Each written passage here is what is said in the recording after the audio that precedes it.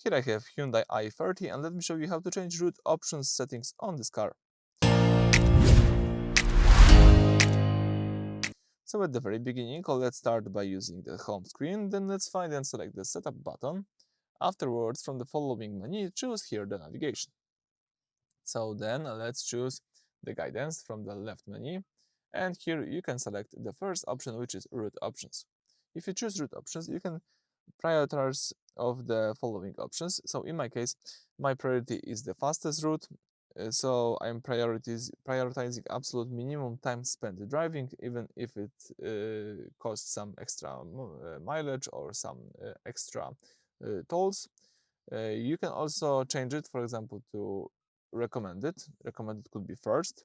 It's like balance between distance, speed, and standard local road conditions. You can also use the economic. It's built to favor flat, smooth speeds that maximize fuel efficiency. Or you can also choose prefer motorways, strongly favor large highways and expressways over secondary rural roads. So you can decide which of them is the most useful for you. I think for me, the best is the recommended, fastest, then economic, and motorways are the last. So let me leave it like that. Alright, so that's it. Thank you for watching. Please subscribe to our channel, leave thumbs up.